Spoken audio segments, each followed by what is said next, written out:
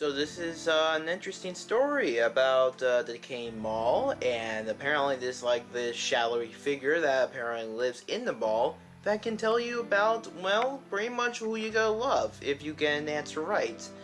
I was intrigued by this story. It was more like a ritual kind of pasta, and let's just say that if you're wrong, you not only will not survive the night, people who find your remains, they won't know what you are, apparently. You'll be basically turned to goo.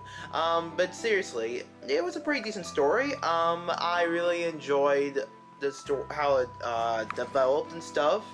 I think we all know about an abandoned mall around us, around some area, and it kind of makes sense that, to an extent, that something like this could happen. Maybe not mutilated to the point you won't exist. Like, not exist, I mean, you won't be noticed, because it's like, you know, you can always just run away. You don't have to be killed by this figure.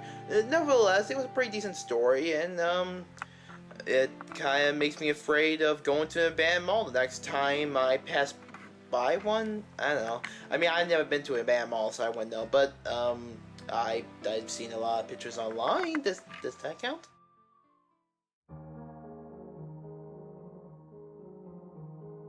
There is a dead mall somewhere in Virginia that is in an advanced state of decay.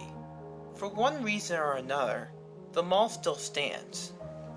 There have been several plans, some of them quite elaborate, to revitalize the area, many of them calling for the original building's demolition, but none of them have ever come to pass.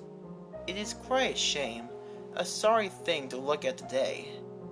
In its heyday in the 1970s and early 80s, the mall was jam-packed, the place to be on the weekends, especially Saturday nights. It was upscale, fashionable, and always a happy place to go. Years went by, and bigger, better malls opened around the city. The mall slowly started losing popularity until today it is completely empty. If you go in it nowadays, you will be astounded by the vast emptiness. Every step you make and every word you speak will echo loudly. Where once scores of people did their shopping, met for lunch, and got together, there is now only eerie silence. Over the years, the happy, upbeat feeling of the place has darkened more and more until now many people avoid it, but can never tell you exactly why. The story would end here were it not for a very curious rumor. It is said on certain Saturday nights throughout the year, something very strange happens. If you go to one of the entrances of this mall, it will be unlocked. Push open the door, and it will give way, and you may enter. Near a bench right in the entrance will be a shadowy figure, casting a shadow that obscures the darkness around it. This shadowy figure can be spoken to. Call out to it. I know your secret, and the secrets you keep. Where once there was shadow, there will appear a face. A radiantly pale, withered old man's face, with black holes for eye sockets. No, he will respond in a voice that will be like the slivering of maggots. For I knew yours. He will then ask a question. The question will be about your life, or rather a detail about your life. Something that happened many years ago.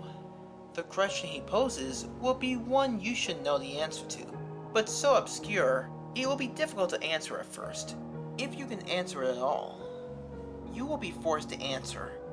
You simply won't be able to respond with, I don't know.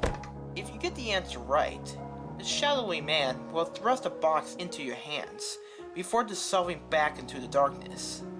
Open the box, and there will be a note on which will be written the name of the person you were meant to marry or fall in love with. Only rarely is it the person you think it will be. If you get the answer wrong, your body will be found the morning on the following Sunday, at the entrance to the mall you came in, mutilated and excavated so badly, no one will be able to identify the body.